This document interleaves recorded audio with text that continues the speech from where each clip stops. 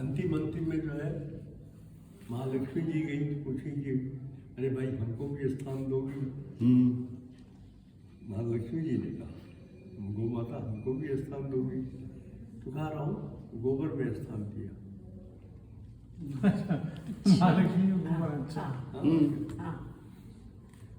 गंगा जी गई, गंगा जी पूछी कि महाराज हमको भी स्थान दोगी, तो फिर सब तो हो गया वैसे, ठीक है अब गौमूत्र में रहो। अच्छा, तभी लोग पीते हैं। देखो पंचगव्य से भगवान भी नहाते हैं। भगवान को, ठाकुर जी को पंचगव्य बनाते हैं ना, गोमूत्र, गोबर, गाय का दूध, गाय का घी, गाय का दही, पांच चीज है, इसी को पंचगव्य कहते हैं। ये सब मिला करके इसको स्नान कराते हैं। हमारे यहाँ तो लिखा हुआ है जब यज्ञ करते हैं या जब तप करते हैं या जैसे भागवत करते हैं या कुछ भी, जो लोग यजमान, तो सही तो नियम में है पंचगव्य सबको देना चाहिए। अपने यहाँ तो दिए थे आप। हाँ, तो पंचगव्य के जब देते हैं तो एक मंत्र पढ़ते हैं, यद त्वक अस्थिगतम पापम तेहे तिष्ठति मामके प्राशनात् पंचगव्यस्य धत्यन्धि दहत्यग्निवेन्दनम। यद त्वक अस्थिगतम पापम, जो पाप चमड़ी में और हड्डियों में शरीर के भीतर छिप करके जो रहा है, हमारे शरीर के भीतर जितने पाप हैं, तो पंचगव्य के प्राशन से वो सब पाप जो है जल जाते हैं। 3 बार पंचगव्य लेते हैं तो पाप जो हड्डियों के भीतर रहने वाले पाप भी समाप्त हो जाते हैं। इतनी बड़ी हाँ, ये गौ माता की महिमा से ही तो ये पंचगव्य जी बना। जी जी। अब गोविंद भी उससे नहाते हैं, बताइए कितनी बड़ी कृपा। भगवान भी नहाते हैं पंचगव्य से, भगवान को स्नान कराते हैं। पंचामृत से तो कराते ही हैं, पंचामृत भी है। पंचामृत में जो 5 चीज पड़ता है, पंचगव्य में भी 5 चीज पड़ता है। पंचामृत जो है गाय का दूध, गाय का दही, गाय का घी, शहद और मिश्री। ये इसे जो है 5 अमृत है। 3 तो गौ माता का ही है। जी 3 गौ माता का आसन। हाँ। कृष्णा आओ बेटा। हाँ अभी आएगा, आओ आओ। अच्छा ठीक है, आ रहे हैं, आओ बैठो। अच्छा हाँ ठीक है, जाओ तुम बैठो वहाँ। तो इसलिए जी गौ माता का जो वस्तु है, जी। और अभी तो साधारण चीज है जो है, वो कहते हैं गोदान क्यों करना चाहिए? गोदान से वैतरणी पार होते हैं। जी नरकों में 28 नरक है। 28 नर। 28 नरक। अच्छा मुख्य है वो भी। हाँ, सैकड़ों नरक है। अरे बाप रे। हाँ, उसमें जो 28 नरक मुख्य है, उसमें वैतरणी प्रधान, वैतरणी है। वैतरणी एक जो है ऐसी गंदी नदी है यमपुरी में, जिसमें हड्डी, मांस और खून और पीप और मुंड, कटे हुए मुंड, कटा हुआ हाथ, कटे हुए पैर, कटा हुआ शरीर, ये सब बहता रहता है।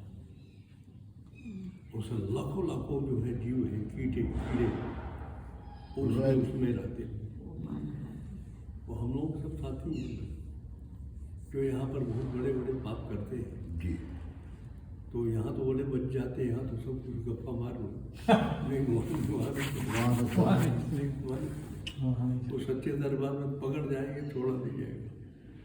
यहाँ जो है जमानत हो जाती है, घूस घास देंगे, वहाँ जमानत मांग नहीं, सीधी सजा है। वहाँ तो कुछ नहीं। वहाँ तो सीधे है।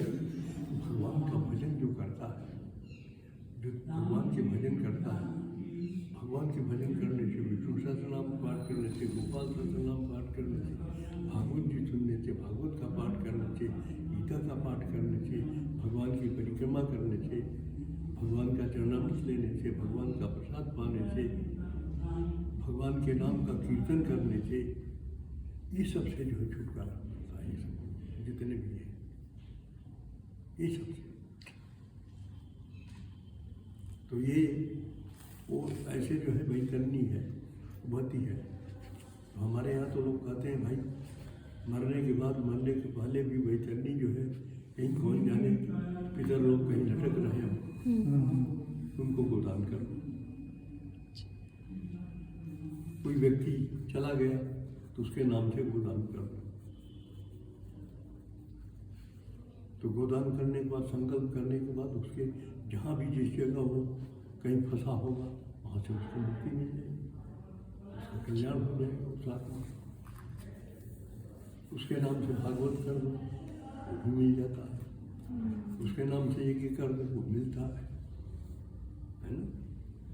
तो इस तरह से जो है वो जो जीव भटकता हुआ रहता है, किस योनि में भटक रहा है, कौन से शरीर में जाकर के वो घूम रहा है, तो वहाँ से उसको मुक्ति हो जाती है। यहाँ किए और करने के बाद संकल्प लिया, जहाँ वो उसके नाम से हुआ बस फट तुरंत जाकर लागू हो जाता है, एक क्षण।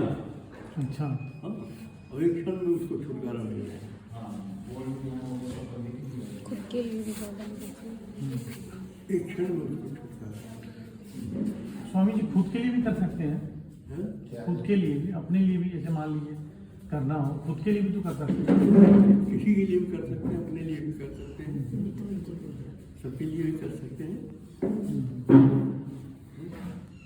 इसके लिए भी कर सकते हैं। कृष्ण के नाम से करा दिया है। सबके लिए कर सकते हैं।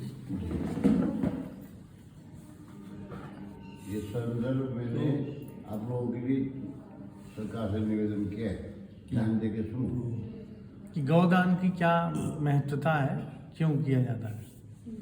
गौ माता के लिए जब करते हैं, जी सर। जब उसके लिए करते हैं, चाहे गोदान करते हैं, गायों की सेवा करते हैं, लिखा है कि गाय को स्वयं खिलाओ, ग्रास दो, लगेगी मांग, पीठ पर उसके हाथ फेर दो, गले पर भी हाथ फेरो। लिखा है गो कंडूयन मात्रेण ब्रह्म हत्याम व्यपोहति, गाय के खुजलाने मात्र से ब्रह्म हत्या दूर होती है। उनको हाथ फेरते हैं ना, उनके ऊपर खुजलाते हैं, ऐसे ऐसे ब्रह्म हत्या दूर होती है, लिखा हुआ शास्त्र में। वो कंडूयन कहते खुजलाना, उसके कंडूयन मात्र से ब्रह्महत्याम व्यपोहति, ब्रह्महत्या को दूर करता है। उसकी परिक्रमा करते हैं, गाय की परिक्रमा हो जाती है। हाँ, गोदान करे परिक्रमा भी करो, भगवान से कम नहीं हो।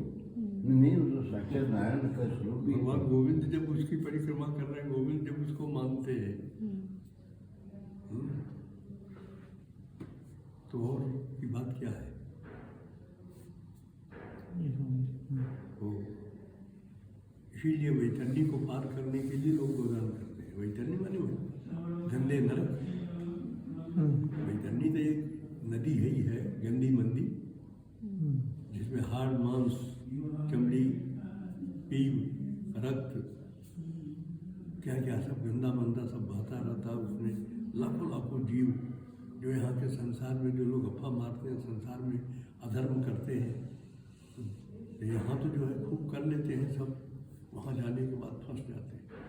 वहाँ जाने के बाद यमराज बोलता है, देखो इतना किया तुमने, हाँ जी किया, चल जाओ, छोड़ दिए, जाओ। पता नहीं कितने कितने सैकड़ों वर्ष तक उसमें भोगते हैं, उसी में खाना, गंदी चीज को खाना, गंदी चीज में रहना,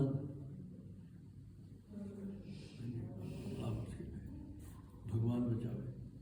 इसीलिए मनुष्य जो है, जब तक उसका शरीर है तब तक भगवान का भजन जरूर करना, परमात्मा की चिंतन जरूर करना चाहिए।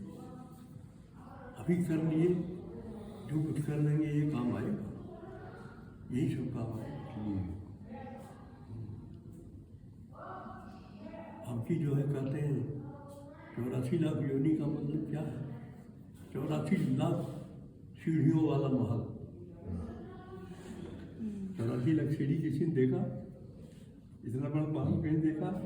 कल्पना करो, एक कल्पना करो कि 84 लाख सीढ़ी का बना हुआ महल कितना ऊंचा होगा। उसके ऊपर मानव बैठा हुआ है, मनुष्य माने सबसे ऊंचे स्थान पर है। और इतना जब अधर्म करता तो सीधे थम गिरता, उससे फिसल करके सब सीढ़ियों को पार करके हुए नीचे आ जाता। वही तो है। वो सच्चे दरबार में कोई मरम्मत नहीं है, वहाँ कोई जमानत नहीं है, और वहाँ कोई घूस घास नहीं है, वहाँ कोई बात नहीं। वहाँ तो जो लिख दिया लिखा है सच्चा है वही चलेगा। इसीलिए आप लोग गंगा नहा रहे हैं, आप जो है ये भगवान का दर्शन कर रहे हैं, परिक्रमा कर रहे हैं, भगवान का श्रवण कर रहे हैं, सुन रहे हैं, ध्यान दे रहे हैं, ये सब चीज़ें एक एक चीज़ें ये भी जो है बड़ी महिमा वाली है, जिसको करने के बाद व्यक्ति को अभिमान नहीं करना चाहिए। हाँ ठीक है। कोई भी धर्म का काम करके उसको ये अभिमान नहीं करना चाह रहे मैंने ये किया, मैंने ये कराया। अभिमान करने से उसकी महिमा कम हो जाती है, उसका पुण्य कम हो जाता ठीक है, आपने तो बोल दी है। इसलिए अभिमान नहीं करता। धन का अभिमान, स्वरूप रूप का अभिमान, हाँ, अपने अच्छे कार्य करने का अभिमान, ये नहीं करना चाहिए। अभिमान करो केवल एक चीज का, तुलसीदास जी बोलते हैं एक चीज का अभिमान करो जी। असभ्यमान जाए जन भोरे, मैं सेवक रघुपति पति मोरे। असभ्यमान जाए जन भोरे, हे जीव तुम भूल भुलैया के बाजार में मत रखना, भूलना नहीं। एक अभिमान कर लेना। क्या अभिमान करना? हम भगवान श्री राम जी के सेवक हैं, भगवान श्री रघुनाथ जी हमारे स्वामी। ये अभिमान करो, जैसे मीरा बोलती थी ना, मेरो तो गिरधर गोपाल है, दूसरों ने कोई, मेरो गिरधर गोपाल। मेरा मेरा लोग कहते हैं संसार में, सब लोगों को अपने सगे संबंधियों को उससे कुछ मिलता जुलता नहीं। मेरा का नाम भगवान को, मेरे हरदेव जी। आपके कलकत्ते में डिप्टी साहब थे बंगाली जी। डिप्टी साहब, वहाँ बहुत अच्छे पद पर थे वो। अच्छा और वैष्णव हो गए थे अयोध्या से देहरादून। अच्छा। तो कभी हमारा नहीं बोलते थे वो, हाँ, हमारा शब्द उनके मुंह से लोग कभी नहीं सुनने को। हाँ, और धर्मशाला वगैरह कई बनी हुई उनके नाम से, और वो सब आज भी वो चलता है। हाँ। और उनका लोग जयंती मनाते हैं। वो लाला वकील जो हुए थे, हाँ, बहुत अच्छे थे। वृंदावन में उसका वो बंगाल में थे, कलकत्ते में, बंगाल के थे। कलकत्ते की बात है, कलकत्ते में मनाते हैं आज भी। उनके जो सब अपने विजय राघव मंदिर के शिक्षक लोग हैं उधर, वहाँ भी लक्ष्मी नारायण मंदिर ही बना हुआ है, बहुत सुंदर अच्छा, जाते भी हैं कभी कभी।